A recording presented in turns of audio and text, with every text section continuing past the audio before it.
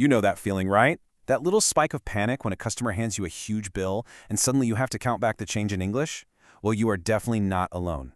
In this explainer, we are taking the stress entirely out of the checkout line. We're going to turn what can be a really nerve-wracking task into a completely confident, predictable routine. Okay, so here's our game plan. 1. Know your cash. 2. Hand off grammar rules. 3. Troubleshooting the transaction. And 4. The cash exchange formula. Let's get right to it. Section 1. Know your cash. The tools of the trade. So English uses entirely different words depending on the actual physical form of the money.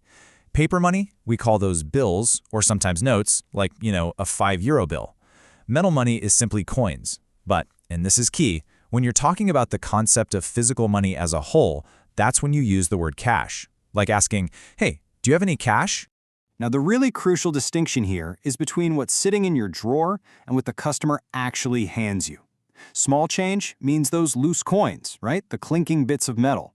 Big bills, on the flip side, are those large paper notes that you might literally not be able to break early in a morning shift. Knowing how to communicate exactly which one you need on the fly is absolutely vital for a smooth shift. Let's talk about the space right behind the counter. The physical machine itself, that's the till or the cash register. And the part that actually pops open is the drawer. It is also super important to know the word counterfeit for fake money, hopefully you don't see that too often, and signature for when you're closing out a receipt. Moving right along to Section 2. Hand off grammar rules. The mechanics of giving. When you're handing things back to a customer, the rule's actually pretty simple. You use here is for singular or uncountable nouns, like a receipt or your change. Here is your change. But the exact moment you hand back multiple items, like a bunch of coins or euros, you absolutely must switch to here are. Here are your €5.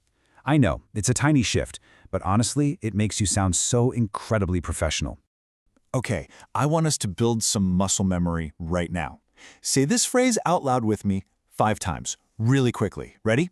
Here is your change. Here is your change. Here is your change. Here is your change. Here is your change.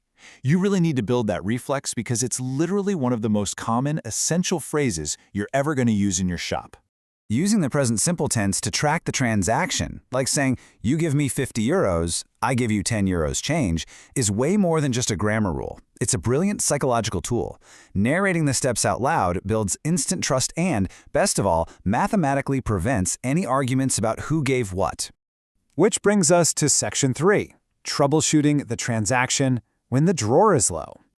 Picture this. A customer hands you a €50 bill for a €2 coffee, and your drawer is completely empty. You need a defense line, right?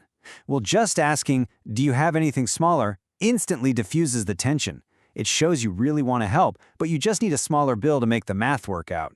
You can actually maintain total control of the counter with just a few strategic phrases. Asking, do you have 2 cents lets you return an even bill instead of a giant handful of heavy coins. If you're totally stuck, a polite, I'm sorry I don't have change for 50 sets a very clear boundary. And when you're closing out a card transaction, a simple, I need a signature here, directs the customer effortlessly. All right, Section 4, the cash exchange formula, the grand finale. This 4-step sequence is your absolute guarantee for success. First, you receive and confirm, okay, that's €20. Second, state the cost. The total was $12.50. Third, announce the math. So, $7.50 is your change. And finally, the polite handoff. Here is your €5 bill and here are your coins. Boom. It is a closed-loop narrative where absolutely everyone agrees on the math. And you know what? If you execute that formula flawlessly, you just might hear the single best phrase in all of retail. Keep the change. It is the ultimate sign of a highly satisfied customer. Now, to truly master this exchange, try counting the change directly into the customer's hand, piece by piece. Say the numbers as you give them. 5, 6, 7, and 50 cents. This is a massive cultural habit that heavily builds trust and mathematically prevents mistakes right before their eyes. It's a real game changer. Before we wrap up this explainer, let's lock in that muscle memory we talked about one last time. Say here is your change out loud, 5 times as fast as you can. Seriously, do it. Repetition is the secret sauce to sounding completely effortless out there on the floor. So let's test this out. If you are handing back a paper 10, it's here's your €10 bill.